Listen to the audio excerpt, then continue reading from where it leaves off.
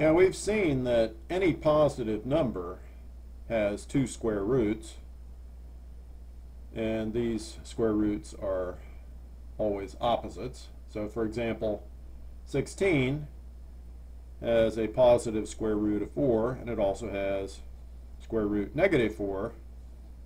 And the reason is, of course, that if we square either of these numbers, 4 squared will give us 16, and negative 4 squared also gives us a positive 16, because we know that a negative times a negative gives us a positive. On the other hand, if we consider negative numbers, there is no real number which is the square root of a negative number. Right? Let's think about that. If we multiply a positive times a positive, and we get a positive. We multiply a negative times a negative, we also get a positive. So there's no way that we can multiply any real number by itself and come up with a negative number. Now, about 500 years ago, mathematicians decided to define an imaginary number as a number which represents the square root of a negative number. And the letter I is used to represent the imaginary unit, or the square root of negative 1. So by definition then, we have I squared equals negative 1. And we write radical negative 1 is equal to I.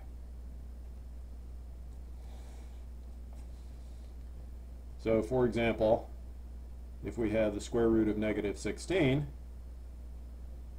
and we want to express this using I, since 16 has square root 4, and square root negative 1 is equal to I, therefore the square root of negative 16 is 4i. And we can see that by checking. If we square 4i, 4 times 4 is 16, and I times I is negative 1, that gives us negative 16. So by definition then, 4i is the square root, the positive square root of negative 1. Now before we go any farther, I want to tell you that in electronics, the letter I is used to represent current, as you know. And therefore in electronics, we prefer to represent square root of negative 1 using the letter J instead.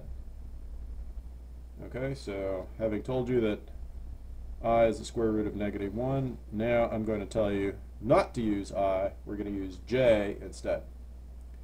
And also, by convention, J is written first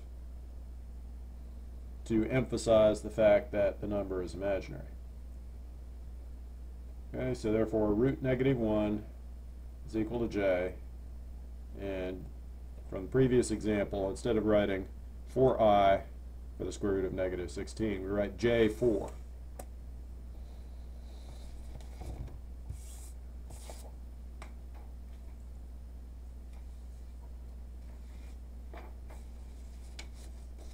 Okay, so let's just do a few examples now. Square root of negative 81. Now we know that 81 is equal to 9 times 9. And because it's a negative number, we're going to get a J in there, so the answer is J9. Okay, now we have to add square root negative 36 and square root negative 25. All right. Negative 36, negative 25. Well, negative 36 is going to have square root J6, right? And negative 25 going to have square root J5. So we have J6 plus J5. The answer is J11.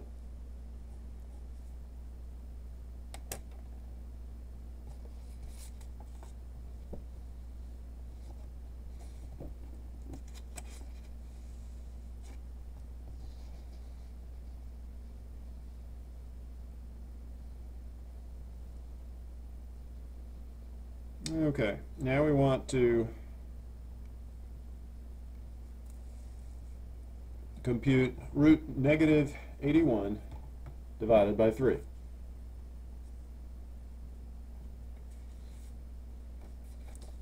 Okay, well, we saw in the first example that root negative 81 is J9. So this is J9 divided by 3. Well, 9 divided by 3 is 3, so the answer is J3. This is not so hard, is it?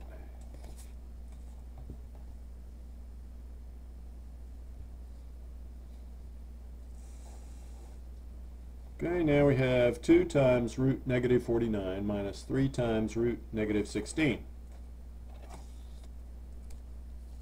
2 times root negative 49 minus 3 times root negative 16.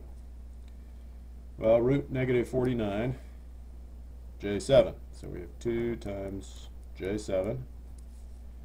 And then root negative 16 is J4, so it's 3 times J4. That's times there. And well, 2 times 7 is 14, so this is J14. And 3 times 4 is 12, so J12. We have J14 minus J12. The answer is J2.